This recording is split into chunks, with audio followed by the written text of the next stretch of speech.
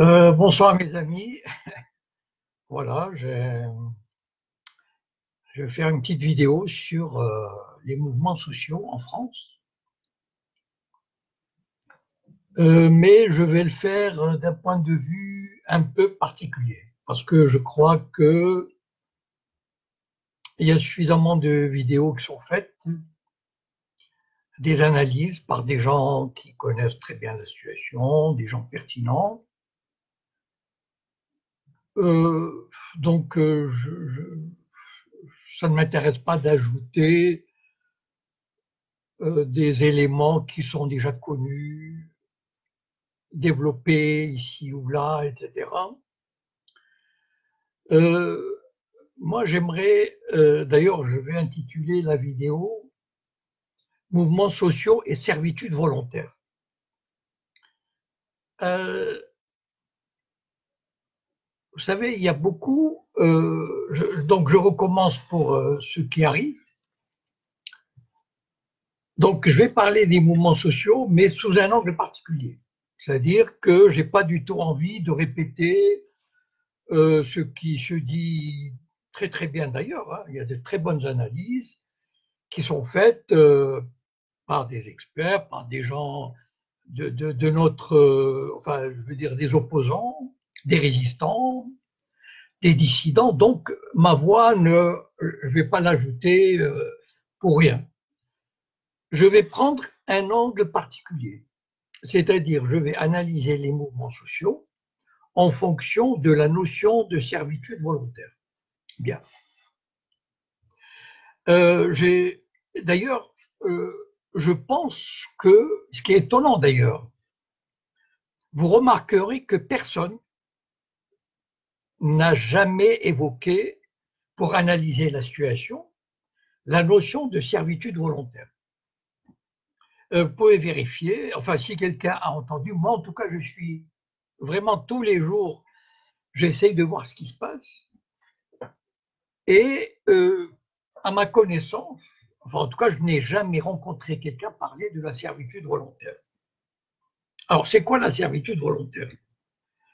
La servitude volontaire est une notion qui a été développée il y a presque 5 siècles par un jeune homme de 18 ans qui s'appelle La Boétie et qui a écrit la servitude volontaire. D'ailleurs, je vous engage, vous allez sur YouTube, vous tapez la servitude volontaire.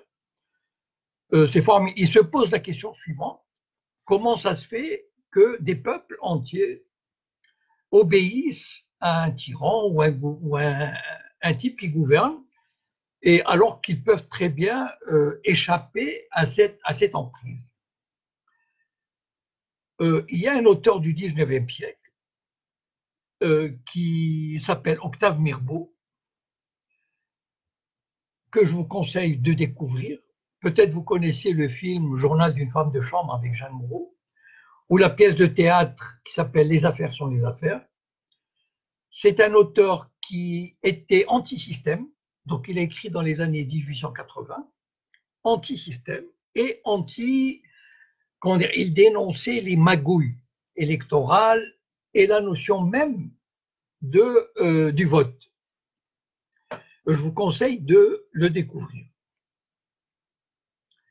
Alors, on peut dire aussi que le peuple français, quand même, probablement sans exagérer, c'est le plus politisé.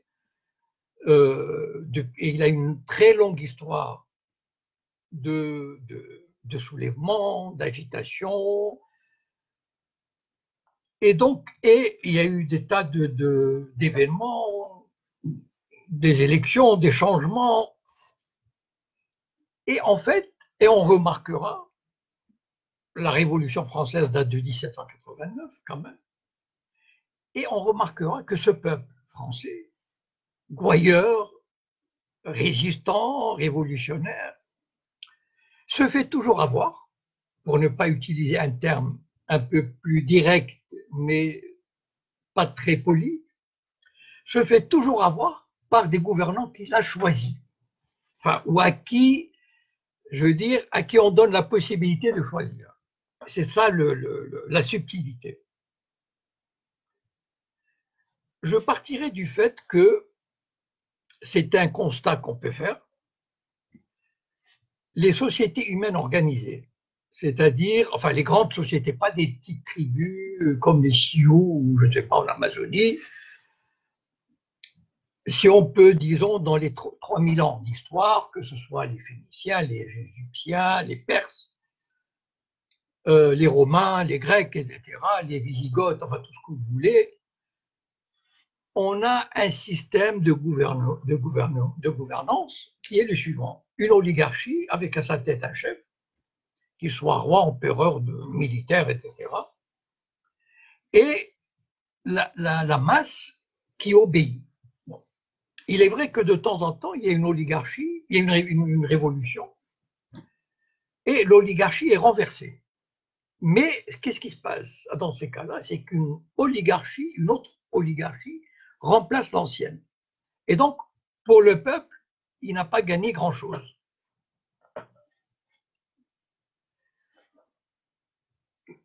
Maintenant, avec le développement de la culture, le développement de l'imprimerie, des livres, de la philosophie, vous savez, au XVIIe siècle en France, des Molières, La Fontaine, etc., Voltaire ont mené des combats pour se débarrasser de l'emprise absolutiste du roi, de la religion, etc.,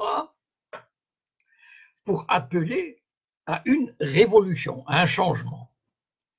Sauf que c'est ça la subtilité du truc, c'est qu'on leur a dit, ah oui, très bien, on va faire une révolution. Mais on a remplacé une oligarchie par une autre. Et on a inventé, c'est ça le génie, enfin la subtilité de l'oligarchie, on leur a dit, vous allez choisir vous-même vos dirigeants. Et vous savez, Tocqueville, enfin, le grand bonhomme de la politique, de la démocratie en Amérique, etc., début du XIXe siècle, c'est lui qui avait dit nous allons implanter le suffrage universel. Et on lui a dit mais tu es fou, mais les gens vont nous balayer. Et il leur a dit ceci, pas du tout. Les gens voteront comme on leur dira de faire. C'est fabuleux. Et ça dure. Alors, il y a une question quand même, c'est presque un mystère. Par exemple, mettons, prenons comme je vous ai dit, le peuple français qui est le peuple, je veux dire, qui a vécu des tas de révolutions, bon, un grand parti communiste, un grand parti socialiste, des intellectuels, etc. Comment ça se fait qu'il se fait toujours avoir par cette classe politique qu'il déteste, qu'il abhorre? Prenez n'importe quel Français qui n'est pas atteint d'Alzheimer. Je pense que 90% des Français vous diront, si vous leur dites, est-ce que la classe politique française travaille honnêtement pour l'intérêt du peuple? Est-ce que la personne ne va pas rigoler? Bon, 90% vont dire, tu passes, c'est tous des voleurs, etc., etc. Alors, comment ça se fait qu'ils se soumettent toujours à cette classe politique? Ça, il y a un mystère, comment dire, c'est quasiment, c'est presque du surnaturel. Prenons juste l'histoire récente. Mitterrand, en 1983, il a, comment dire, il a trahi les classes populaires et il a implanté en 1983 le plan de rigueur. Alors, le plan de rigueur, c'est la désindexation des salaires, des retraites. C'était le début. C'était le début. Les privatisations, des banques, etc. Le développement, l'explosion de la bourse, la préparation de l'euro qui a fait baisser automatiquement le pouvoir d'achat de 10 à 15% des Français. Et tout ça, et malgré tout, on le sait, vous savez, je vous conseille des fois d'écouter des vidéos de Desproges et de Coluche sur les années 80. Ils ont une détestation de Mitterrand, c'est extraordinaire. C'était vraiment des grandes voix de la gauche. Enfin, de la gauche, c'est-à-dire du social qui s'oppose au pouvoir et à ses magouilles. Voilà. Et pourtant, Mitterrand a été réélu malgré toutes les trahisons qu'il a faites et qu'il avait continué à faire. Je vous dis que tous les problèmes qu'on a aujourd'hui ont commencé en 1983. Pourquoi le peuple français, quand je dis le peuple français, il faut faire attention, c'est-à-dire il y a le pouvoir, l'oligarchie a besoin de 2/3 du peuple. L'oligarchie en France ne peut pas convaincre 100%, c'est impossible. Et ils n'en ont rien à fiche. Ils ont besoin de convaincre les 2/3. Et ces 2/3 acceptent la légitimité, se soumettent au pouvoir, c'est-à-dire acceptent le fait qu'effectivement, on a des dirigeants qu'on a soi-disant élus, mais en fait, bon, je ne vais pas rentrer dans le fonctionnement des élections, mais vous savez, avec toutes les lois, des signatures, des niveaux, il faut atteindre 10%, etc., font que on arrive toujours avec 2 candidats du système au 2e tour. Bon. Mais comment ça se fait que les Français se font toujours avoir? Vous savez, pour ceux qui n'ont pas connu, peut-être est-ce que certains ont des souvenirs de la présidence de Sarkozy.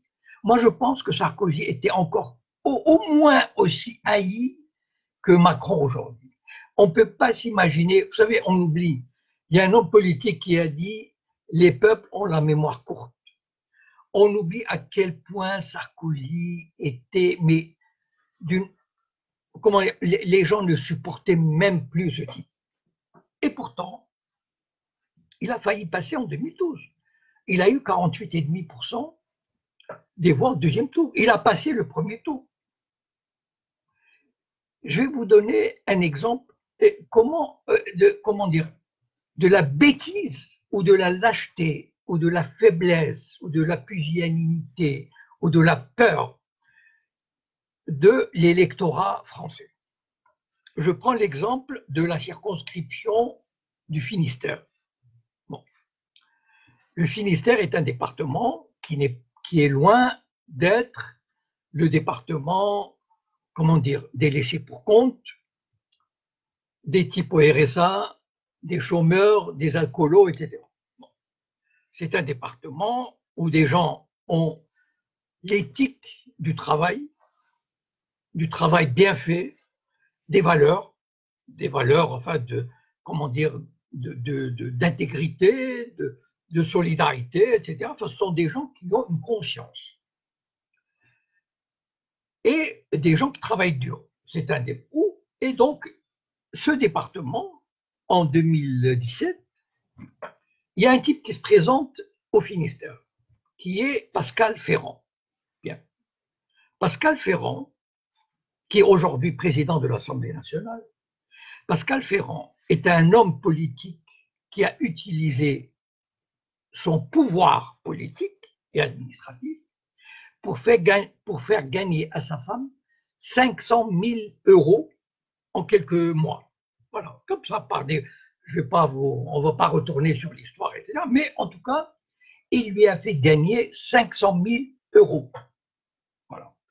Combien de dizaines d'années les gens du Finistère peuvent consacrer pour payer une maison, etc., 500 000 €. Vous imaginez un peu?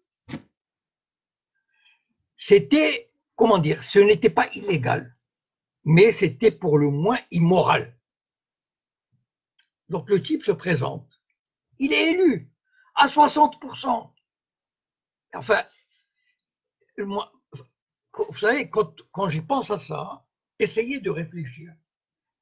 Comment des gens qui se tuent au boulot, qui élèvent des enfants, avec des salaires de 1 500, 2 000, 3 000 € par mois, avec des prêts, etc., peuvent choisir un gangster, en tout cas quelqu'un qui est immoral, pour les représenter. Pourquoi ils n'ont pas envoyé un signal aux hommes politiques pour leur dire ce type-là, mais on va l'envoyer balader dès le premier tour?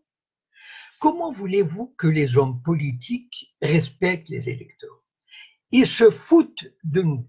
Et ils ont raison. Ils ont raison. Parce que les gens les élisent quoi qu'il arrive.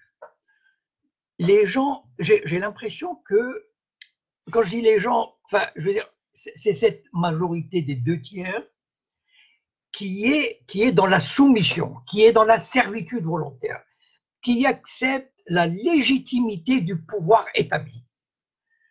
Comment ça se fait que, et on dirait qu'ils aiment, ils ont la nostalgie du seigneur local. Il y a des gens inamovibles.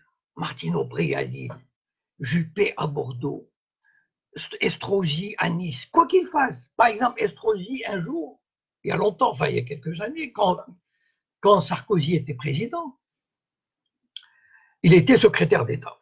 Bien. Et il devait aller à New York en tant que secrétaire d'État, donc il avait une place sur Air France, en première classe évidemment. Et Sarkozy donnait un cocktail, comme ça, mais rien d'officiel, juste. Et Estrosi a dit, ah ben j'aimerais bien assister à ce cocktail. Et donc il a raté l'avion. C'est pas grave. Il a appelé, ses services ont appelé un avion privé, facture 138 000 €. Ça c'est connu, admis, etc. Ici, dans une démocratie, soi-disant, enfin, telle qu'on la connaît, les gens, on parle, mais on se marre. Voilà. Et le type, il est imbu de sa personne. Il est élu, réélu dans un fauteuil. Donc, c'est pas les hommes politiques deviennent arrogants, deviennent impudents. Ils font ce qu'ils veulent. Pourquoi? Parce qu'ils ont affaire à des crétins. C'est-à-dire, vous savez, George Orwell, il avait une formule extraordinaire. Il avait dit, ils sont grands, mais parce que nous sommes à genoux. C'est ça le rapport. Et malheureusement, c'est-à-dire si on voit par exemple maintenant l'histoire, le système électoral français, la démocratie représentative, c'est une arnaque monumentale. Mais seulement, c'est-à-dire c'est une arnaque dans la mesure où vous demandez aux gens, à chaque élection, ils se font avoir. Chirac, ah merde, ah, c'est Chirac. Sarkozy, ah quelle horreur. Hollande, ah mon Dieu, non. Macron, ah, c'est pas possible.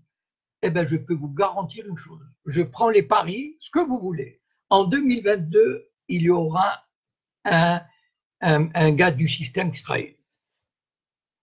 Maintenant, pourquoi on arrive aujourd'hui à une situation parce qu'on a laissé trop les choses se faire. On a avalé de toutes les couleurs. On a enfin, c'est, comment dire, des fois, j'ai presque envie de rire, même si c'est tragique ce qui se passe. Prenons par exemple vous savez, les profs. Bon. Les profs ont perdu 30% de leur pouvoir d'achat depuis les années 80. D'accord? C'est-à-dire, un prof débutant dans les années 80 gagnait 2 fois le SMIC. On est d'accord. Aujourd'hui, il gagne 1,2 SMIC. Un SMIC, 2. Et si on continue comme ça, il va gagner 1,1 puis 1 SMIC. Bien. Les profs sont des gens, quand même, ils ne sont pas abrutis par le travail à la chaîne. Ils ne sont pas abrutis par le travail de nuit. Ils ont des vacances pour bouquiner. Donc, ce sont pas, on ne peut pas dire que ce soit des crétins. Bien. Ils ont un pouvoir extraordinaire, c'est-à-dire un pouvoir de négociation fabuleux. Imaginez si les profs faisaient grève illimitée, si 100% des profs faisaient grève. Aucun gouvernement ne tiendrait. Aucun. Vous imaginez 10 millions d'élèves dans la rue? Impossible. Pourquoi ils ne le font pas? je ne sais pas, il n'y a pas de réponse à ça. Il n'y a pas de réponse logique, rationnelle, sauf si on invoque la notion de servitude volontaire. C'est-à-dire, il y a une bonne partie de la société qui accepte par le formatage de l'école, depuis, vous savez, liberté, égalité, fraternité, la République, etc. Enfin bon, tout le baratin. Par comment dire, on intègre l'idée que les gens qui nous gouvernent, ils ont la légitimité, il faut leur obéir. Et puis la faiblesse humaine, la bêtise humaine, la lâcheté humaine. Je ne sais pas comment on peut expliquer, par exemple, aujourd'hui, les profs ne bougent pas. Enfin, il y a 20% qui bougent, 30%. Mais pour le pouvoir, c'est du gâteau. C'est du gâteau. Ils viennent et ils disent, bah, vous avez la liberté de faire la grève. Mais pourquoi ces 60 ou 70% ne, ne luttent pas pour leurs droits? Enfin, sincèrement, moi quand j'y pense, enfin, vous savez, les expressions, j'ai envie de me taper la tête contre le mur, mais je ne le ferai pas. Mais c'est ce que je veux dire, c'est que ce système est, comment dire, il a de beaux jours devant lui. Je pense que, vous savez, la servitude volontaire, je vous invite vraiment à entrer là-dedans, ne serait-ce que par, comment dire, ça fait partie de la connaissance humaine. Un jour, il y a peut-être des gens qui connaissent Bukowski, Charles Bukowski, mettons que c'était, on peut le cataloguer comme anarchiste. Enfin, anarchiste, ça veut dire, moi je suis anarchiste, enfin je me considère comme anarchiste, c'est-à-dire que je ne reconnais pas la légitimité de ceux qui gouvernent. Voilà, point barre. Je sais que je suis obligé de m'y soumettre, parce qu'ils ont la justice, la police, etc. Mais si un certain nombre de gens, une grande partie de la population, se disaient, quand il y a une... On ne leur demande pas, vous savez, moi je ne demande pas aux gens de prendre des armes, de construire des barricades. Mais bon Dieu, quand vous avez un député ou un maire qui déconne, comme à Levallois par exemple, mais foutez-le dehors, donnez aux politiques l'impression que vous avez compris. Mais malheureusement, ce n'est pas ce qui se passe. Regardez par exemple les Grecs. Les Grecs ont atteint, et la France, c'est ce qui nous attend.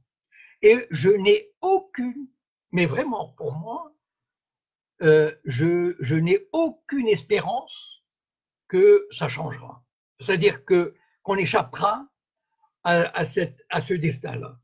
Vous savez, je vous ai dit, ça a commencé en 83. Donc, on grignote petit à petit. Il y a eu, enfin, je peux vous citer des tas de choses. Par exemple, sur la santé, on a fermé 400 maternités sur 800. On a fermé des tas les bureaux de poste, les bureaux d'imposition, des tribunaux, etc. Les maires protestent, vous savez. Les maires se disent on nous enlève on nous enlève des subventions, on ne sait pas comment gérer, etc., etc. Très bien. Pourquoi il n'y a pas 10 000 maires, 20 000 maires, 30 000 maires qui envoient leur démission? Voilà.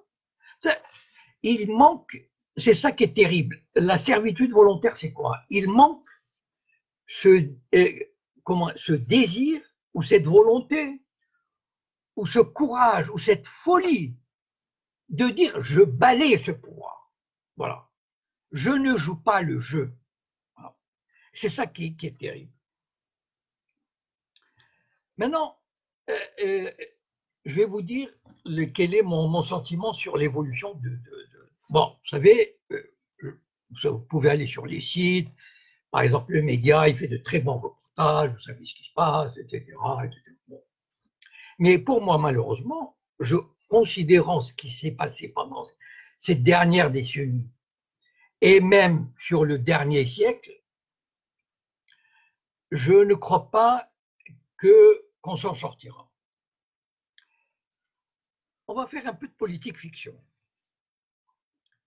Admettons, bon, vous savez très bien que ça n'arrivera pas, hein, parce qu'on a affaire à un gouvernement qui, pour le moment, aujourd'hui, avec ce qui se passe, rien ne l'accule à changer. Rien. Je suis désolé, il n'y a pas quelque chose qui l'accule à changer. Mais supposons, et vous savez que ce gouvernement, il obéit à l'Europe, il obéit à Rothschild, il obéit aux banques, il obéit, etc., etc. Donc, il veut aller jusqu'au bout. Et il ira jusqu'au bout. Bon. Maintenant, rêvons. D'accord? Les gens disent, nous voulons le retrait du projet de la réforme de la retraite. Très bien. Supposons qu'il abandonne. Supposons. Je sais bien que ça n'arrivera pas, mais à supposer qu'il abandonne. Pour moi, ce ne sera pas une victoire du peuple. Pourquoi? Parce que le peuple français, depuis 1983, a perdu une vingtaine de batailles. D'accord? Sur les salaires, les retraites, les santé, l'assurance chômage, le code du travail, etc., etc. Bon. Le peuple français a perdu une vingtaine de batailles. Si le projet de retraite est retiré, il ne perdra pas cette bataille. Il ne gagnera pas la guerre. Ça veut dire on ne reviendra jamais à ce qui était dans les années 80.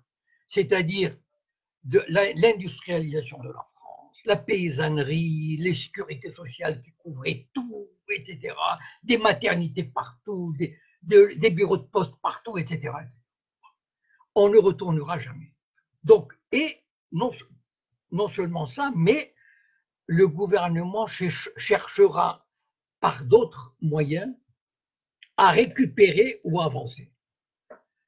Moi, je n'ai pas de solution. J'essaie juste de vous faire partager une vision et à vous, à vous pousser à vous informer, à connaître le fonctionnement de la société. Tout à l'heure, j'ai cité Bukowski, voilà ce qu'il disait.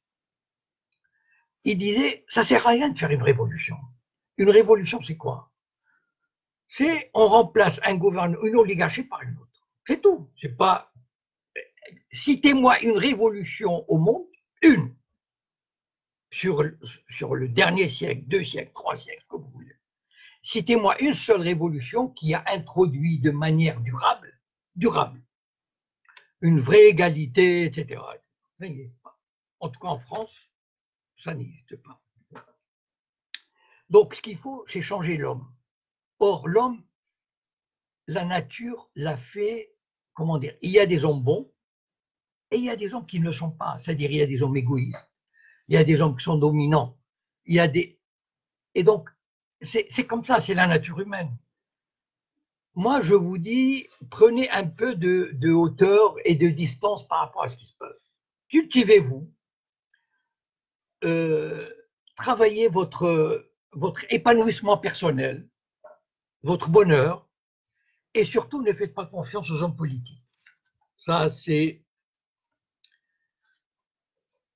En conclusion, je voudrais vous citer un auteur qui s'appelle Arthur Koestler. Arthur Koestler il a publié dans les années 45, je crois, 46, un livre fantastique qui s'appelle Le zéro et l'infini, qui décrivait, c'est forme de roman, comment dire, la domination bureaucratique du système soviétique. C'est fantastique. Mais il a écrit un livre qui s'appelle Spartacus. Il raconte l'histoire de Spartacus. Vous savez, cet esclave qui s'est révolté et qui a réuni des dizaines de milliers d'esclaves qui se ralliaient à lui, etc., etc. Pourquoi je vous parle de ce livre? Parce qu'en fait, Arthur Koestler se posait la question, parce qu'à un moment donné, il y avait est-ce qu'on se rallie, est-ce qu'on abandonne, etc. Il y a un problème fondamental qui est est-ce que les peuples veulent vivre libres? Voilà. Est-ce que vraiment on a envie de vivre libre? Voilà, je voulais vous soumettre ça à votre réflexion. Alors, mardi prochain, Trump va nous offrir un plan de paix. Je pense que je ferai une vidéo là-dessus. Donc, je vous souhaite. Alors, il y a quelqu'un qui me dit, le Frexit était notre seul recours, on l'a manqué. On l'a pas manqué, il n'arrivera jamais. Voilà, parce que, enfin bon, ça c'est une autre histoire. Donc voilà, bon, donc je vous souhaite une bonne soirée et puis à la prochaine.